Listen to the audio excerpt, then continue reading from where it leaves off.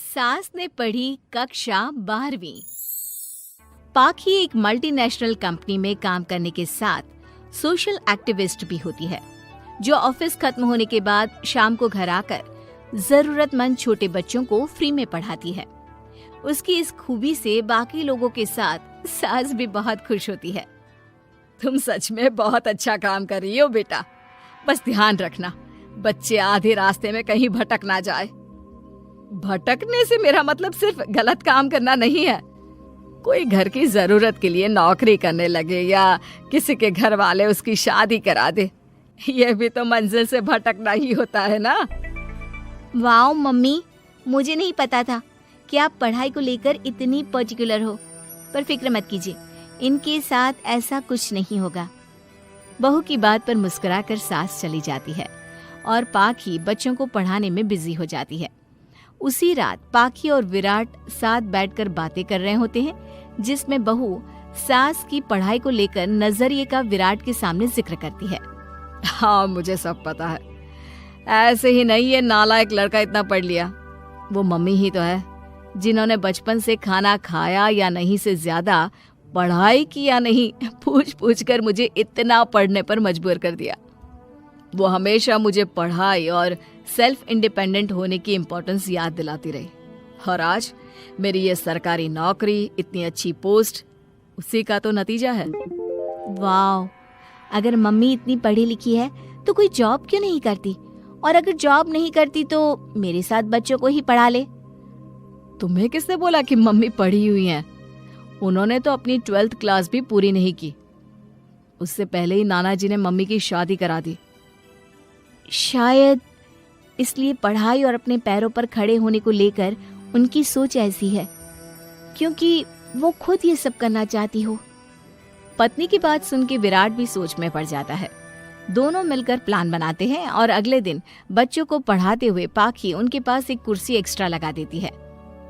ये एक कुर्सी ज्यादा किसके लिए लगाई है बेटा? कोई नया बच्चा आने वाला है क्या? हाँ जी, आज से मेरी एक नई बच्ची मेरे पास, यानी कि मेरी सास, दोबारा पढ़ाई शुरू करने वाली है। अरे क्या पागल जैसी बात कर रही है? भला ये भी मेरी कोई उम्र है बच्चों के बीच बैठकर पढ़ने की? तू बस ना इनके भविष्य पर ध्यान दे, मुझ पर नहीं। मम्मी, सीखने की कोई उम्र नहीं होती, बस इच्छा होती है। और मुझे पता है कि आपके अंदर वो इच्छा आज भी जिंदा है। अरे तू बस अपने काम और इन बच्चों पर ध्यान दे। यहाँ बस सबको बोलने से मतलब है, किसी को नहीं सोचना। अगर बात बाहर निकली तो समाज क्या सोचेगा और परिवार का कितना नाम बदनाम होगा। मम्मी, आपने पापा और इस परिवार के बारे में बहुत सोच लिया। सबकी खुशियों के लिए अपने सपने बहुत कुर्बान कर दिए। अब ये वक्त अपने पर ध्यान देने का है।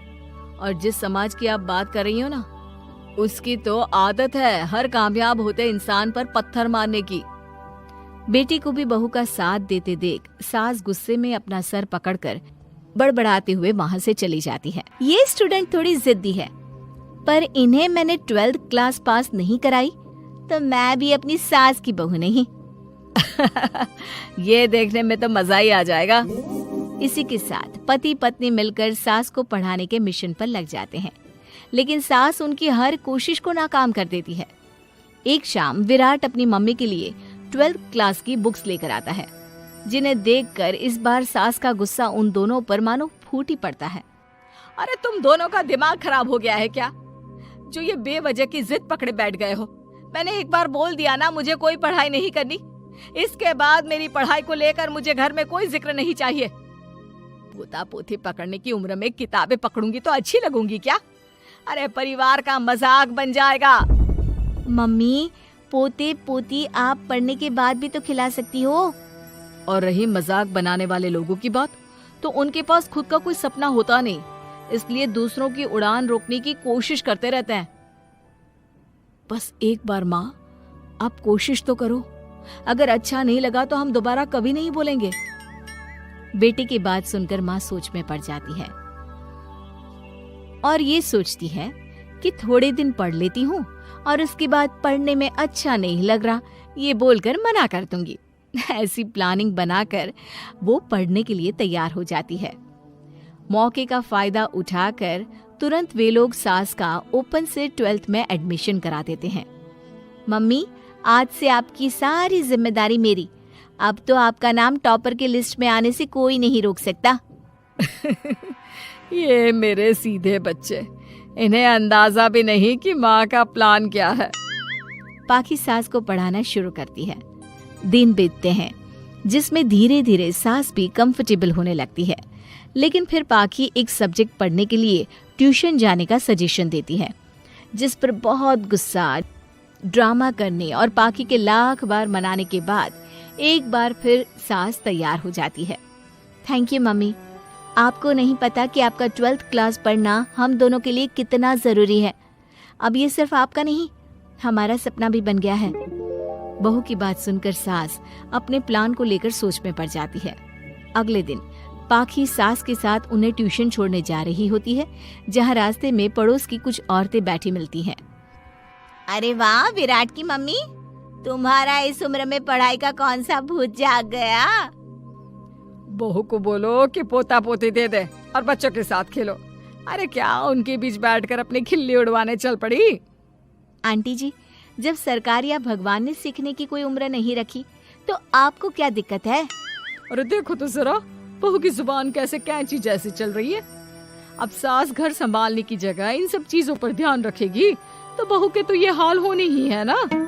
देखा बहू, इसलिए बोलती थी, अरे खाली दिमाग वालों से बहस नहीं करनी चाहिए, क्योंकि वो जब भी मुंह खोलेंगे गू ही बोलेंगे। उदाहरण तो तुमने अभी देख लिया। वैसे बहन, मैं तो अपना सपना पूरा कर लूंगी, लेकिन क्या यहाँ बैठकर पंचायत करने के अलावा तुम लोगों का कोई दूसरा सपना भी है। सारी औरतें चुप हो जाती हैं और सास बहू चले जाते हैं। अब सास के अंदर पढ़ने की इच्छा जाग उठती है और वो अपना प्लान छोड़ मन लगाकर पढ़ाई करना शुरू कर देती है। देखते ही देखते 1 साल बीतता है और बोर्ड एग्जाम शुरू हो जाते हैं।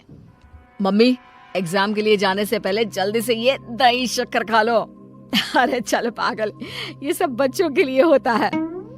अभी आप भी हमारे लिए स्कूल में एग्जाम देने वाली बच्ची ही तो हो। बच्चों का प्यार देखकर सासू माँ खुश हो जाती है और दही शक्कर खाकर विराट के साथ घर से निकल जाती है, जो मम्मी को एग्जाम सेंटर पर छोड़ ऑफिस चला जाता है। इसी तरह समय बीतता है और एग्जाम खत्म होने के बाद देखते ही देखते रिजल्ट भी आ जाता है। मेरी टॉपर माँ, तुमने तो तहलका मचा दिया। हर तरफ तुम्हारे ही चर्चे हैं। घर वाले ये खुशी मना रहे होते हैं कि वही औरतें उनके घर आती हैं। अरे पंचायत की टोली, आज मेरे घर कैसे? बस तुम्हें सॉरी और थैंक यू बोलने आए हैं। उस दिन तुम्हारी बातों और आज तुम्हारे काम ने हमें ये सिखाया कि सपने पूरे करने की कोई उम्र नहीं होती। इसलिए अब हम भी शादी, परिवार, बच्चे और न जाने कितनी वजहों से अधूरे छूटे सपनों को पूरा करेंगे बहन जी।